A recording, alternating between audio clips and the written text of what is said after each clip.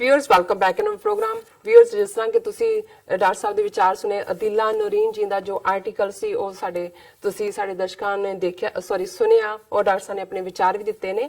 I hope ਤੁਹਾਨੂੰ ਸਾਰਿਆਂ ਨੂੰ ਪਸੰਦ ਵੀ ਆਏ ਹੋਣਗੇ, ਔਰ ਅਸੀਂ ਇਹ ਚਾਹਾਂਗੇ ਜੋ ਤੁਹਾਡੇ ਰਾਏ ਤੇ ਸੁਝਾਅ ਨੇ ਉਹ ਤੁਸੀਂ ਸਾਨੂੰ ਸਾਡੇ ਇਸ ਪਤੇ ਤੇ ਭੇਜ ਸਕਦੇ ਹੋ soshvh4.tv ਤੇ, ਔਰ ਜੋ ਫੇਸਬੁੱਕ ਤੇ ਤੁਸੀਂ ਜੋ ਸਾਡੇ ਪ੍ਰੋਗਰਾਮ ਹੁੰਦੇ ਨੇ ਤੁਸੀਂ ਉਹਨਾਂ ਨੂੰ ਲਾਈਕ ਵੀ ਕਰੋ ਔਰ ਸ਼ੇਅਰ ਵੀ ਕਰੋ, ਔਰ YouTube ਤੇ ਜਾ ਕੇ ਵੱਧ ਤੋਂ ਵੱਧ ਸਬਸਕ੍ਰਾਈਬ ਵੀ ਕਰੋ। Thank you so much. So keep watching TV84 ਜੀ। ਡਾਕਟਰ ਸਾਹਿਬ, ਅਗਲੇ ਜੋ ਆਪਣਾ ਇਸ਼ੂ ਹੈਗਾ ਅੱਜ ਦਾ, ਉਸ ਦੇ ਉੱਪਰ ਤੁਸੀਂ ਕੀ ਕਹਿਣਾ ਚਾਹੋਗੇ? ਦੇਖੋ, ਅਸੀਂ ਹਾਲਾਂਕਿ ਪਿਛਲੇ ਸਾਰੇ ਦਿਨਾਂ 'ਚ ਆਪਣਾ ਵਿਊ ਪੁਆਇੰਟ ਬੜੀ ਕਲੀਅਰਲੀ ਜੋ ਸਾਨੂੰ ਸਮਝ ਆਇਆ ਜੀ, ਇੱਕ ਇੰਪਾਰਸ਼ਲ ਜਿਹੜੀ ਹੈ ਥਰਡ ਪਾਰਟੀ ਦੇ ਤੌਰ ਤੇ, ਕਿਉਂਕਿ ਸਿੱਖ ਕੌਮ ਦੋਨੋਂ ਹੀ ਮੁਲਕਾਂ ਦੇ ਵਿਚਕਾਰ, ਇੰਡੀਆ ਔਰ ਪਾਕਿਸਤਾਨ ਦੇ ਵਿਚਕਾਰ ਸਾਡੀ ਸਿਵਲਾਈਜੇਸ਼ਨ ਵਾਗਾ ਤੋਂ ਜਮਨਾ ਤੱਕ ਤਾਂ ਹੈ ਹੀ ਹੈ, ਜਿਹੜਾ ਕ੍ਰੇਡਲ ਹੈ, ਔਰ ਉਹ ਇੰਡੀਅਨ ਆਕੂਪਾਈਡ ਪੰਜਾਬ ਹੈ। ਬਿਲਕੁਲ। ਪਰ ਕਿਉਂਕਿ ਪਾਕਿਸਤਾਨ ਦੇ ਨਾਲ ਸਾਡਾ ਸਾਰਾ ਹੀ ਹੈਰੀਟੇਜ ਹੈ, ਸਾਡਾ ਮੱਕਾ ਮਦੀਨਾ, ਸਾਡੀ ਲੈਗੇਸੀ, ਸਾਡੀ ਸਾਂਝ ਜਿਹੜੀ ਹੈ ਹਰ ਆਸਪੈਕਟ ਤੋਂ, ਸਾਡੀ ਸਿਵਲਾਈਜੇਸ਼ਨ ਔਰ ਤਹਿਜ਼ੀਬ ਸਭ ਕੁਛ ਹੀ ਸਾਡੇ ਸਾਰੇ ਹੀ ਵੈਲਵਿਸ਼ਰ ਭਰਾ ਭੈਣਾਂ ਜਦੋਂ ਅਸੀਂ, ਔਰ ਇਨਸਾਨੀਅਤ ਦੇ ਤੌਰ ਦੇ ਉੱਤੇ ਵੀ ਜੀ। ਸੋ ਸਾਡਾ ਹਮੇਸ਼ਾ ਹੀ ਇਹ ਰਿਹਾ ਹੈ ਕਿ ਭਾਈ ਕੋਈ ਵੀ ਕਨਫਲਿਕਟ ਜਿਹੜਾ ਹੈ ਉਹ ਅਲਟੀਮੇਟਲੀ ਮੁਕੰਮਲ ਤਬਾਹੀ, ਕਿਉਂਕਿ ਇਹ ਹੁਣ ਰਵਾਇਤੀ ਹਥਿਆਰਾਂ ਨਾਲ ਨਹੀਂ ਹੋਏਗੀ ਜੰਗ ਕੋਈ ਵੀ, ਉਹ ਫਾਈਨਲ ਜਿਹੜੀ ਹੈ ਉਹ ਨਿਊਕਲੀਅਰ ਤੱਕ ਪਹੁੰਚੇਗੀ। ਜੀ। ਔਰ ਇਹਦੇ 'ਚ ਅਸੀਂ ਬੜੀ ਨਿਰਪੱਖਤਾ ਦੇ ਨਾਲ ਕੀ ਹੋਇਆ ਔਰ ਵਿਦਿਨ 48 ਆਵਰਸ ਕਿਵੇਂ ਭਾਰਤ ਨੇ ਕੀ ਵਿਜ਼ੂਅਲਾਈਜ਼ ਕੀਤਾ ਸੀ, ਲੇਕਿਨ ਉਹਨਾਂ ਦਾ ਕੀ ਐਂਡ ਹੋਇਆ 24 ਘੰਟੇ ਬਾਅਦ, ਜਿਹੜੀ ਆਪਣੇ ਆਪ ਨੂੰ ਫੋਰਥ ਮਿਲਟਰੀ ਪਾਵਰ ਔਰ $15 ਬਿਲੀਅਨ ਦੇ ਇਸ ਪਿਛਲੇ ਸਾਲ 'ਚ ਇਹਨਾਂ ਨੇ ਅਮਰੀਕਾ ਤੋਂ ਹਥਿਆਰ ਖਰੀਦੇ ਨੇ ਜੀ, ਔਰ ਆਪਣੇ ਆਪ ਨੂੰ ਸਮਝਣ ਲੱਗ ਪਏ ਸੀ ਕਿ ਜੀ ਬਾਲਾਕੋਟ ਦੇ ਐਕਸ਼ਨ ਤੋਂ ਬਾਅਦ ਅਰੁਣ ਜੇਤਲੀ ਕਹਿ ਰਿਹਾ ਸੀ ਕਿ ਜੀ ਜੇ ਅਮਰੀਕਾ ਜਿਹੜਾ ਹੈ ਉਹ ਅਸਾਮਾ ਨੂੰ ਮਾਰ ਸਕਦਾ ਉੱਥੇ ਜਾ ਕੇ, ਇਜ਼ਰਾਈਲੀ ਗਾਜ਼ਾ 'ਚ ਕਰ ਸਕਦੇ ਨੇ, ਅਸੀਂ ਕਿਉਂ ਨਹੀਂ ਕਰ ਸਕਦੇ? ਸੋ ਮਤਲਬ ਉਹ ਆਪਣੇ ਆਪ ਨੂੰ ਅਮਰੀਕਾ ਦੇ ਬਰਾਬਰ ਜਿਹੜਾ ਹੈ ਉਹ ਉਸ ਕਿਸਮ ਦੀ ਪਾਵਰ ਦੇ ਤੌਰ ਤੇ ਦੇਖਣ ਲੱਗ ਪਏ ਸੀ। ਔਰ ਜ਼ਾਹਿਰ ਤੌਰ ਦੇ ਉੱਤੇ ਇਸ ਸਾਰੇ ਨੂੰ ਫਿਰ ਅਗਲੇ 24 ਘੰਟੇ ਦੇ ਵਿੱਚ ਜਿਹੜਾ ਉਹ ਨਾ ਸਿਰਫ ਈਗੋ ਬੈਲੂਨ ਪੰਚਰ ਹੋਇਆ, ਬਸਟ ਹੋਇਆ, ਔਰ ਇਹ ਸਾਰੇ ਪਤਾਲ 'ਚ ਵੜ ਗਏ। ਪਰ ਝੂਠ ਨੂੰ ਰਿਪੀਟ ਕਰਨ ਦੇ ਨਾਲ ਨਾਲ ਉਹਨਾਂ ਨੇ ਕਿ ਜੀ ਪਾਇਲਟ ਨੇ ਬੜੀ ਬਹਾਦਰੀ ਦਿਖਾਈ, ਸਾਡੇ ਜਿਹੜਾ ਉਹ ਸਾਰੇ ਨੇ ਅਭਿਨੰਦਨ ਨੇ ਇਹ ਕੀਤਾ, ਉਹਦੇ ਤੇ ਬਹੁਤ ਸਾਰੇ ਸੋਸ਼ਲ ਮੀਡੀਆ ਤੇ ਉਹਨਾਂ ਨੇ ਕਿਹਾ ਜੀ ਬਿਲਕੁਲ ਬਹਾਦਰੀ ਦਿਖਾਈ, ਜਾ ਕੇ ਉਹਨੇ ਚਾਹ ਦਾ ਕੱਪ ਪੀਤਾ ਤੇ ਤੋਤੇ ਵਾਂਗ ਬੋਲਣ ਲੱਗ ਗਿਆ, ਕਹਿੰਦੇ ਤੋਤਾ ਵਾਪਸ ਆ ਗਿਆ। ਸੋ ਕੁੱਲ ਮਿਲਾ ਕੇ ਇਸ ਸਾਰੇ ਨੂੰ ਵੀ ਉਹਨਾਂ ਨੇ ਬੜਾ ਹਾਲਾਂ ਕੋਸ਼ਿਸ਼ ਕੀਤੀ ਉਹਨਾਂ ਨੇ ਕਰਨ ਦੀ। ਉਹਨਾਂ ਦੇ ਡਿਫੈਂਸ ਮਿਨਿਸਟਰ ਨੇ ਕਿਹਾ ਜੀ ਭਾਵੇਂ ਉਹਨੂੰ ਫਿਜ਼ੀਕਲੀ ਟਾਰਚਰ ਨਹੀਂ ਕੀਤਾ, ਉਹਨੂੰ ਮੈਂਟਲ ਟਾਰਚਰ ਕੀਤਾ, ਪਰ ਕਿਉਂਕਿ ਉਹ ਆਲਰੇਡੀ ਕਹਿ ਵੀ ਆਇਆ, ਫਿਰ ਇਹ ਹੋਇਆ ਜੀ ਉਹਦੀ ਜਿਹੜੀ ਵੀਡੀਓ ਆਈ that was doctored for 20 times, 20 ਵਾਰ ਉਹਨੂੰ ਜਿਹੜਾ ਲਫ਼ਜ਼ ਤਾਂ ਉਹਦੇ ਹੀ ਸੀ ਔਰ ਇਹ ਵੀ ਹੈ ਚਪੇੜ ਉਹਦੇ ਵੱਜੀ ਨਹੀਂ। ਫਿਰ ਤੁਹਾਡਾ ਇਹ ਕਿਹੜਾ ਬਹਾਦਰ ਹੋਇਆ ਜਿਹੜਾ ਕਿ ਇਸ ਸਾਰੇ ਦੇ ਨਾਲ ਜਿਹੜਾ ਉਹ ਤੋਤੇ ਵਾਂਗ ਬੋਲਣ ਲੱਗ ਗਿਆ? ਫਿਰ ਕਹਿੰਦੇ ਵੀ ਪਤਾ ਨਹੀਂ ਚਾਹ 'ਚ ਕੁਛ ਪਾਤਾ ਉਹਨੂੰ ਕਿ ਵੀ ਉਹ ਬੋਲਣ ਲੱਗ ਪਿਆ। ਸੋ ਕੁੱਲ ਮਿਲਾ ਕੇ ਮੈਂ ਸਮਝਦਾ ਵੀ ਹੁਣ ਈਵਨ ਇੰਟਰਨੈਸ਼ਨਲ ਮੀਡੀਆ ਦੇ ਵਿੱਚ ਵੀ ਕਿਵੇਂ ਇੰਡੀਆ ਹਾਈ ਕੋਰਟ ਵੱਲੋਂ ਆਰਡਰ ਵੀ ਹੋਏ ਨੇ ਕਿ ਉਹ ਵੀਡੀਓ ਨੂੰ ਡਿਲੀਟ ਕੀਤਾ ਜਾਵੇ। ਹਾਂ, ਜ਼ਰੂਰ ਹੋਇਆ ਹੋਏਗਾ, ਕਿਉਂਕਿ ਉਹਨਾਂ ਨੇ ਜਿਹੜਾ YouTube ਨੂੰ ਔਰ ਦੂਸਰਾ ਕੀਤਾ। ਈਵਨ ਮੈਂ ਦੇਖ ਰਿਹਾ ਸੀ ਦਿੱਲੀ ਹਾਈ ਕੋਰਟ ਨੇ ਰਾਮਦੇਵ ਕਾਤਲ ਪਤੰਜਲੀ ਦਾ, ਔਰ ਉਹਦੇ ਉੱਤੇ ਇੱਕ ਨੇ ਬੀਬੀ ਨੇ ਕਿਤਾਬ ਲਿਖੀ ਹੈ ਵੀ ਉਹਨੇ ਕਿਵੇਂ ਮਰਡਰ ਕਰਾਏ ਨੇ ਆਪਣੇ ਆਸ਼ਰਮ, ਔਰ ਦੂਜੇ ਕਿਤਾਬ ਤਾਂ ਉੱਥੇ ਉਹਨਾਂ ਨੇ ਪਬਲਿਸ਼ ਨਹੀਂ ਹੋਣ ਦਿੱਤੀ, ਪਰ ਉਹਨਾਂ ਨੇ YouTube ਤੇ ਔਰ ਦੂਸਰੇ ਜਿਹੜਾ ਅਪਲੋਡ ਕੀਤੀ ਸੀ, ਔਰ ਹਾਈ ਕੋਰਟ ਤੋਂ ਆਰਡਰ ਕਰਾ ਕੇ ਕੱਲ੍ਹ ਹੀ ਇਹ ਵੀ ਸੀ ਉਹ ਸਾਰੀਆਂ ਕਿ ਜੀ ਇਹਨੂੰ ਰਿਮੂਵ ਕਰੋ ਔਰ ਇਹ ਡਿਫੇਮੇਸ਼ਨ ਹੈ ਔਰ ਦਿਸ ਦੈਟ। ਸੋ ਐਨੀਵੇ ਇੰਟਰਨੈਸ਼ਨਲੀ ਇਹਦੇ ਨਾਲ ਇਹੀ ਨਹੀਂ ਇਕੱਲਾ ਕਿ ਵੀ ਨਿਊਕਲੀਅਰ ਵਾਰ ਦਾ ਖਤਰਾ ਹਾਲ ਦੀ ਘੜੀ ਟਲ ਗਿਆ। Pakistan has come out of it smelling like a rose. ਭਾਰਤੀ ਜਨੂਨ ਜਿਹੜਾ ਵੜ ਗਿਆ ਥੱਲੇ, ਲੇਕਿਨ ਜਿਹੜਾ ਅਮਰੀਕਾ ਜਿਹੜਾ ਇਹ ਸਮਝਦਾ ਸੀ ਕਿ ਜੀ ਅਸੀਂ ਇਹ ਭਲਵਾਨ ਨੂੰ ਬਦਾਮ ਚਾਰ ਰਹੇ ਹਾਂ, ਇਹਦੀ ਮਾਲਿਸ਼ ਕਰ ਰਹੇ ਹਾਂ, ਇਹਨੂੰ ਅਸੀਂ ਜਿਹੜਾ ਉਹ ਚੰਗਾ ਥਾਪੀ ਥੂਪੀ ਦੇ ਕੇ ਇਹਨੂੰ ਦੇਸੀ ਘਿਓ ਵੀ ਸਰਦੀਆਂ 'ਚ ਖਵਾਵਾਂਗੇ ਚੀਨ ਦੇ ਨਾਲ ਲੜਾਉਣ ਦੇ ਲਈ। ਜੀ ਉਹਨਾਂ ਨੂੰ ਲੱਗਦਾ ਵੀ ਇਹ ਕੀ ਹੈ, ਇਹ ਤਾਂ ਫੁਸਕ ਕੰਮ ਹੀ ਹੈ, ਇਹ ਤਾਂ ਖਲੋ ਹੀ ਨਹੀਂ ਸਕੇ, ਬਿਲਕੁਲ ਹੀ ਕੁਝ ਨਹੀਂ ਹੈ ਇਹਨਾਂ ਦੇ ਪੱਲੇ। ਬਿਲਕੁਲ। ਔਰ ਇੱਕ ਆਰਟੀਕਲ ਨਿਊਯਾਰਕ ਟਾਈਮਸ 'ਚ ਜਿਹੜਾ ਆਇਆ, after India loses dog fight to Pakistan, questions arise about its vintage military, ਕਿ ਜਿਹਨੂੰ ਕਹਿੰਦੇ ਨੇ ਕਿ ਬਿਲਕੁਲ ਉਹ ਕੂੜਾ ਕਰਕਟ, ਜੀ ਕਬਾੜ, ਕਬਾੜ, ਕਿ ਵੀ ਇਹਨਾਂ ਦੀ ਤਾਂ ਸਾਰੀ ਇਕਵਿਪਮੈਂਟ, ਉਹਨੂੰ ਕਿਹਾ ਜੀ ਇਹ ਤਾਂ ਮੰਨ ਲਿਆ ਇਹਨਾਂ ਨੇ ਕਿ ਵੀ ਜਿਹੜੀ ਡੌਗ ਫਾਈਟ, ਜਿਵੇਂ ਮੈਂ ਕਿਹਾ ਇਹਨਾਂ ਦਾ 에ਅਰ ਫੋਰਸ ਦਾ ਵਰਡ ਹੈ, ਕਿ ਦੋਨੋਂ ਪਾਸੇ ਜਿਵੇਂ ਕੁੱਤੇ ਲੜਦੇ ਨੇ, ਅਲਟੀਮੇਟਲੀ ਇਹੀ ਹੁੰਦਾ, ਜਹਾਜ਼ਾਂ ਦੀ ਲੜਾਈ ਤਾਂ ਇਹੀ ਹੁੰਦੀ ਹੈ ਨਾ। ਫਿਰ ਕਿਹੜਾ ਥੱਲੇ ਡਰਾਊਨ ਹੋਇਆ, ਕਿਹੜਾ ਮਰ ਗਿਆ, ਕਿਹੜਾ ਬਚ ਗਿਆ, ਤੇ ਕਿਹੜਾ ਹਵਾ ਦੇ ਵਿੱਚ ਜਿਹੜਾ ਉਹ ਲੁੱਡੀਆਂ ਪਾਉਂਦਾ ਜੀ। ਸੁਜ਼ਾਰ ਹੈ। ਹੁਣ ਇਹਨਾਂ ਤੋਂ ਹੋਰ ਤਾਂ ਕੋਈ ਸਰਿਆ ਨਹੀਂ, ਹੁਣ ਉਹ ਲੱਗੇ ਹੋਏ ਨੇ ਕਿ ਜੀ F-16 ਜਿਹੜਾ ਪਾਕਿਸਤਾਨ ਨੇ ਇਸਤੇਮਾਲ ਕੀਤਾ, ਅਮਰੀਕਾ ਦੇ ਨਾਲ ਕੰਟਰੈਕਟ ਸੀ ਕਿ ਅਗੇਂਸਟ ਟੈਰਰਿਜ਼ਮ ਯੂਜ਼ ਹੋਏਗਾ। ਇਹ ਉਵੇਂ ਹੀ ਹੈ, ਮੈਨੂੰ ਯਾਦ ਹੈ ਵੀ ਅਜੇ ਹੁਣ ਦੀ ਜਨਰੇਸ਼ਨ ਨੂੰ ਤਾਂ ਪਤਾ ਨਹੀਂ। ਜੀ ਅਸੀਂ ਸਕੂਲ ਉਹੀ ਸਿਸਟਮ ਚੋਂ ਨਿਕਲੇ ਜਿਹਦੇ ਚ ਕਿ ਤੁਸੀਂ ਕਲਮ ਜਿਹੜੀ ਹੈ ਉਹ ਡੋਬ ਕੇ ਉਹਦੇ ਚ ਸਿਆਹੀ ਦੇ ਵਿੱਚ ਲਿਖਦੇ ਸੀ, ਤੇ ਜੇ ਤੁਹਾਡੇ ਚੰਗਾ ਹੈ ਤਾਂ ਫਿਰ ਜਿਹੜਾ ਨਲਾਇਕ ਤੁਹਾਡੇ ਨਾਲ ਬੈਠਾ ਹੁੰਦਾ ਸੀ ਉਹ ਕਰਦਾ ਸੀ, ਮਾਸਟਰ ਜੀ ਮੇਰੀ ਦਵਾਰ ਚੋਂ ਸਿਆਹੀ ਕੱਢ ਲਈ ਹੈ ਜੀ। ਉਹਨੂੰ ਹੁੰਦਾ ਸੀ ਵੀ ਹੋਰ ਤਾਂ ਕੋਈ ਹੈ ਨਹੀਂ, ਮਾਸਟਰ ਵੀ ਉਹਨੂੰ ਬਿਠਾ ਦਿੰਦਾ ਸੀ ਮਾਰ ਕੇ, ਤੂੰ ਆਪਣਾ ਲਿਖ। ਸੋ ਹੁਣ ਇਹਨਾਂ ਨੂੰ ਇਹ ਹੈ ਕਿ ਵੀ ਇਹ ਦੇਖੋ ਜੀ, ਇਹ ਦੇਖੋ ਮਾਸਟਰ ਜੀ, ਇਹਨਾਂ ਨੇ F-16 ਇਹ ਵਰਤ ਲਿਆ ਜੀ। ਸੋ ਕੁੱਲ ਮਿਲਾ ਕੇ ਆਪਣਾ ਇਹਨਾਂ ਦਾ ਜਲੂਸ ਹੀ ਨਿਕਲਿਆ। ਪਰ ਇਹ ਇੱਕ ਇੰਟਰਨੈਸ਼ਨਲ ਪਰਸਪੈਕਟਿਵ ਤੋਂ ਭਾਰਤ ਦੇ ਵਿੱਚ ਫੌਜ ਦਾ ਕੀ ਜਲੂਸ ਹੈ ਉਹਨੂੰ ਐਕਸਪੋਜ਼ ਕਰ ਦਿੰਦਾ। It was an inauspicious moment for a military the United States is banking on to help keep an expanding China in check। ਉਹਨਾਂ ਨੇ ਕਿਹਾ ਜਿਹੜਾ ਪਹਿਲਵਾਨ ਅਸੀਂ ਚੀਨ ਦੇ ਨਾਲ ਘੁਲਾਉਣ ਦੇ ਲਈ ਰੱਖਿਆ ਹੋਇਆ ਹੈ, ਇਹਦਾ ਜਿਹੜਾ ਜਲੂਸ ਨਿਕਲਿਆ ਇਹ ਤਾਂ ਬਿਲਕੁਲ ਹੀ ਜਿਹੜੀ ਹੈ ਇਨਆਸਪੀਸ਼ੀਅਸ, ਇਹ ਤਾਂ ਬੜੀ ਅਪਸ਼ਗਨੀ ਹੋ ਗਈ। ਬਿਲਕੁਲ। An Indian Air Force pilot found himself in a dogfight last week with warplane from Pakistan Air Force and ended up a prisoner behind enemy lines for the brief time। ਉਹਨੂੰ ਕਿਹਾ ਜੀ ਪਾਕਿਸਤਾਨੀ ਪਾਇਲਟ ਦੇ ਨਾਲ ਜਿਹੜਾ ਉਹ ਹੋਇਆ ਔਰ and ਹੋਇਆ ਆ ਕੇ ਪਿੰਜਰੇ 'ਚ। ਜੀ। The pilot made it home in one piece, ਇੱਕ ਪੀਸ 'ਚ ਵਾਪਸ ਆ ਗਿਆ, ਸਿਰੋਂ ਪੈਰਾਂ ਤੱਕ ਸਬੂਤਾ, however bruised and shaken, ਵੀ ਹਿੱਲਿਆ ਹੋਇਆ, ਜੋ ਚਪੇੜ ਵੀ ਨਹੀਂ ਖਾਦੀ ਤੇ shaken, but the plane an aging Soviet era MiG-21 was less lucky। ਕਿ MiG-21 ਦਾ ਕੰਮ ਹੋ ਗਿਆ ਤੇ ਉਹ ਇੰਨਾ ਖੁਸ਼ਕਿਸਮਤ ਨਹੀਂ ਸੀ ਇਹਦੇ ਵਾਂਗ, ਅਭਿਨੰਦਨ ਵਾਂਗ। The aerial clash, the first by South Asian rivals in nearly 5 decades, 1971 ਤੋਂ ਬਾਅਦ ਪਹਿਲੀ ਵਾਰ ਹੈ ਇਹ ਜਿਹੜਾ ਆਪਸੀ ਹੋਇਆ ਹਵਾ ਦੇ ਵਿੱਚ, was a rare test for Indian military and it left observers a bit dumbfounded। ਇਹ ਪਹਿਲਾ ਟੈਸਟ ਸੀ ਔਰ ਜਿਹੜੇ ਆਬਜ਼ਰਵ ਕਰ ਰਹੇ ਨੇ ਉਹ ਤਾਂ ਬਿਲਕੁਲ ਹੀ ਸੁਝ ਨਹੀਂ ਰਿਹਾ ਉਹਨਾਂ ਨੂੰ ਵੀ ਇਹ ਕੀ ਹੋ ਗਿਆ। While the challenges for Indian military and it left observers, while the challenges faced by India's armed forces are no secret, its loss of a plane last week to country whose military is about half the size and receives a quarter of the funding was still telling।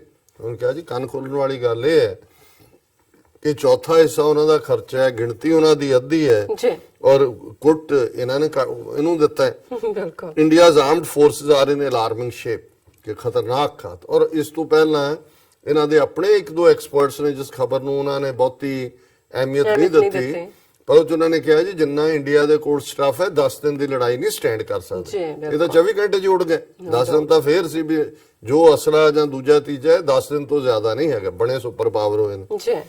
If intense warfare broke out tomorrow, India could supply its troops with only 10 days of ammunition, according to government estimates. And 68% of Army's equipment is so old, it is officially considered vintage। ਉਹਨਾਂ ਨੇ ਕਿਹਾ ਜੀ ਆ ਜਿਹੜੀ ਉਹ ਕਬਾੜ ਹੈ, 68% ਜਿਹੜੀ ਹੈ ਬਿਲਕੁਲ ਕਬਾੜ ਹੈ, ਜਿਹਨੂੰ ਉਹਨਾਂ ਨੇ ਡਿਕਲੇਅਰ ਕੀਤਾ ਹੋਇਆ ਔਰ ਉਹਨਾਂ ਦੇ ਗਵਰਨਮੈਂਟ ਸੋਰਸ ਕਹਿੰਦੇ ਨੇ ਵੀ 10 ਦਿਨ ਜਿਹੜਾ ਵੱਧ ਤੋਂ ਵੱਧ ਸਟੈਂਡ ਕਰ ਸਕਦੇ ਨੇ। Our troops lack modern equipment, but they have to conduct 21st century military operations, said Gaurav Gogoi, a lawmaker and member of parliament, standing committee on defense। ਉਹਨੇ ਕਿਹਾ ਜੀ ਫੌਜ ਸਾਡੀ 18ਵੀਂ ਸਦੀ ਦੀ ਹੈ, ਹੁਣ 21ਵੀਂ ਸਦੀ ਦਾ ਸਾਡੇ ਕੋਲ ਇਕਵਿਪਮੈਂਟ। ਉਹ ਜਾਂਦਾ ਕਿੱਥੇ? ਇਹੀ ਹੈ। ਹੁਣ ਜੇ ਤੁਸੀਂ ਕਈ ਹਜ਼ਾਰ ਕਰੋੜ ਰਫੇਲ ਚੋਂ ਖਾ ਜਾਓ, ਡਿਫੈਂਸ ਡੀਲ ਚੋਂ ਖਾ ਜਾਓ, ਔਰ ਡਿਫੈਂਸ ਦੇ ਨਾਂ ਥੱਲੇ ਲੋਕਾਂ ਦੀਆਂ ਭਾਵਨਾਵਾਂ ਤਾਂ ਭੜਕਾਓ, ਤੇ ਪੱਲੇ ਤੁਹਾਡੇ ਕੁਝ ਹੈ ਨਹੀਂ। ਜਿਵੇਂ ਪੰਜਾਬੀ ਚ ਕਹਿੰਦੇ ਨੇ ਵੀ ਪੱਲੇ ਨਹੀਂ ਧੇਲਾ ਕਰਦੀ ਮੇਲਾ ਮੇਲਾ, ਵੀ ਤੁਸੀਂ ਫਿਰ ਪੰਗਾ ਕਿਉਂ ਲੈਣਾ ਜੇ ਤੁਹਾਡਾ 78% ਕਬਾੜ ਹੈ ਤੁਹਾਡੇ ਕੋਲ, ਤੁਹਾਡੀ ਫੌਜ ਦਾ ਪਤਾ ਵੀ ਲੱਗ ਗਿਆ, ਸਾਹਮਣੇ ਆ ਗਿਆ। ਬੰਦ ਕਰੋ ਇਹ ਸਾਰੇ ਡਰਾਮੇਬਾਜ਼ੀ ਨੂੰ। American official tasked with strengthening the alliance talk about their mission with frustration. A swollen bureaucracy makes arms sales and joint training exercises cumbersome. Indian forces are vastly underfunded, and the country's Navy, Army, and Air Force tend to compete rather than work together. ਹੁਣ ਇਹ ਜਿਹੜੇ America ਦੇ ਨੇ expert ਜਿਹੜੇ ਸਾਰੇ alliance ਦੇ ਉੱਤੇ ਨਜ਼ਰਸਾਨੀ ਕਰਦੇ ਨੇ, ਉਹਨਾਂ ਨੇ ਕਿਹਾ ਵੀ ਆ ਇਹਨਾਂ ਦੀ ਅਫਸਰਸ਼ਾਹੀ ਜਿਹੜੀ ਕਿ ਹਥਿਆਰ ਵਗੈਰਾ ਵੇਚਣ ਨੂੰ, ਜੁਆਇੰਟ ਟ੍ਰੇਨਿੰਗ ਨੂੰ ਹੋਰ ਵੀ ਔਖਾ ਬਣਾ ਦਿੰਦੀ ਹੈ, ਔਰ ਫੌਜ ਨੂੰ ਬਹੁਤ ਘੱਟ ਬਜਟ ਮਿਲਦਾ ਹੈ, ਔਰ ਉਸ ਦੀ ਨੇਵੀ, ਆਰਮੀ ਔਰ 에ਅਰ ਫੋਰਸ ਇੱਕ ਦੂਜੇ ਨਾਲ ਕੋਆਪਰੇਟ ਕਰਨ ਦੀ ਥਾਂ ਇੱਕ ਦੂਜੇ ਦੇ ਨਾਲ ਕੰਪੀਟ ਕਰਦੇ ਨੇ, ਮੁਕਾਬਲਾ ਕਰਦੇ ਨੇ। Whatever the problems, the United States is determined to make country a key ally in the coming years to hedge against China's growing regional ambition. Last year, when Defense Secretary Jim Mattis announced that Pentagon was renaming its Pacific Command to Indo-Pacific, he emphasized India's importance in a shifting world order. ਉਹਨੂੰ ਕਿਹਾ ਜੀ ਜੋ ਮਰਜ਼ੀ ਹੋਏ, America ਨੇ ਤਾਂ ਉਹਦਾ command ਦਾ ਨਾਮ ਵੀ ਇੰਡੋ ਪੈਸੀਫਿਕ ਰੱਖ ਦਿੱਤਾ ਹੈ, ਔਰ ਜਿਮ ਮੈਟਿਸ ਨੇ ਵੀ ਕਿਹਾ ਕਿ ਵੀ ਅਸੀਂ ਜਿਹੜਾ ਇੰਡੀਆ ਦੀ ਬਹੁਤ ਇੰਪੋਰਟੈਂਸ ਹੈ, ਜਿਹੜਾ ਬਦਲਦਾ ਵਰਲਡ ਆਰਡਰ ਹੈ, it is our primary combatant command, said Mr. Mattis, who left the Pentagon at the end of the year. ਬਾਅਦ ਫਿਰ ਛੱਡ ਵੀ ਗਿਆ, ਕਿਉਂਕਿ if standing watch and intimately engaged with over half of the Earth's surface and its diverse population from Hollywood to Bollywood. ਉਹ ਜਦੋਂ ਇਹ ਵੀ phrase ਇਸਤੇਮਾਲ ਕਰਦੇ ਨੇ ਜੀ, ਤੁਹਾਡਾ ਹਾਲੀਵੁੱਡ, ਸਾਡਾ ਬਾਲੀਵੁੱਡ, ਅਸੀਂ ਫਲਾਣਾ ਤੇ ਟਿਮਕਾ, ਲੇਕਿਨ 24 ਘੰਟੇ ਸਾਹਮਣੇ ਆ ਗਿਆ।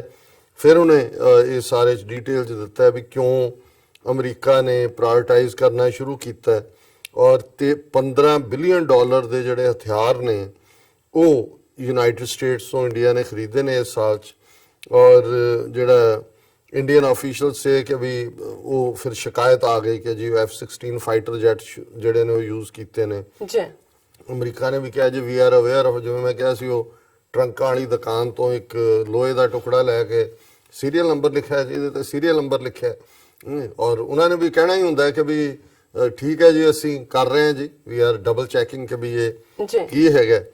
ਔਰ ਫਿਰ ਉਹਨਾਂ ਨੇ ਕਿਹਾ ਕਿ ਵੀ ਜੀ ਇਹ ਜਿਹੜੀ ਇੰਡੀਆ ਦੀਆਂ ਜੈਫ ਸਮਿਥ ਕਹਿ ਰਿਹਾ, research fellow South Asia, India's sheer demographics, its long-term military potential, its geographical expanse, it makes India worth waiting for. ਕਹਿੰਦੇ ਕੋਈ ਨਹੀਂ ਜੀ, ਇਹਨਾਂ ਨੂੰ ਥੋੜਾ ਹੋਰ ਬਦਾਮ ਬਦੂਮ ਚਾਰਦੇ ਆ, ਇਹਨਾਂ ਦਾ ਬਹੁਤ ਨੈਟਵਰਕ ਫਲਾਣਾ ਢਿਮਕਾ ਇਹ ਹੈਗਾ ਜੀ। ਔਰ ਫਿਰ ਉਹਨੇ ਕਿਹਾ ਜੀ ਕਿਉਂਕਿ ਚਾਈਨਾ ਨੂੰ ਅਸੀਂ ਚੈੱਕ ਕਰਨਾ, ਔਰ ਉਹ ਜਿਹੜਾ ਸਵਿੰਗ ਸਟੇਟ ਸਾਡੇ ਲਈ ਇੰਡੀਆ, ਔਰ for India's military funding remains the biggest challenge. ਹੁਣ ਜਿਸ ਚੀਨ ਨਾਲ ਮੁਕਾਬਲਾ ਕਰ ਰਹੇ ਨੇ ਉਸੇ ਦੀਆਂ ਹੀ ਫਿਗਰ ਸਾਹਮਣੇ ਨੇ ਕਿ 2018 ਚ ਇੰਡੀਆ ਦਾ ਮਿਲਟਰੀ ਬਜਟ $45 ਬਿਲੀਅਨ ਸੀ, ਜਦੋਂ ਕਿ ਚਾਈਨਾ ਦਾ ਮਿਲਟਰੀ ਬਜਟ ਜਿਹੜਾ ਇਸ ਸਾਲ ਚ $175 ਬਿਲੀਅਨ ਹੈ। ਹੁਣ ਅੰਦਾਜ਼ਾ ਲਾ ਲਓ ਕਿ ਵੀ ਕਿੰਨੇ ਗੁਣਾ, ਇਹ 4 ਗੁਣਾ ਆਲਮੋਸਟ ਚਲਾ ਜਾਂਦਾ ਹੈ। Last month Delhi announced another $45 billion, ਉਹਨਾਂ ਕੀ ਉਸ ਦੇ ਦੁਆਲੇ ਘੁੰਮਦਾ ਹੈ। ਲੇਕਿਨ ਇਹ ਹੈ ਕਿ ਕੱਲਾ ਉਹ ਕਹਿੰਦੇ ਆ ਕਿ ਵੀ ਇਹੀ ਨਹੀਂ ਹੈ ਵੀ ਉਹਦਾ ਮਿਲਟਰੀ ਬਜਟ ਕਿੰਨਾ ਹੈ, but how it spends it. The majority of the money goes to the salaries for its 1.2 million active duty troops. ਜਿਹੜਾ ਬਜਟ ਹੈ ਉਹ ਤਾਂ ਤਨਖਾਹਾਂ ਬਿਲਕੁਲ ਉਹਨਾਂ ਤੇ ਹੀ ਚਲਾ ਜਾਂਦਾ ਹੈ, as well as pensions.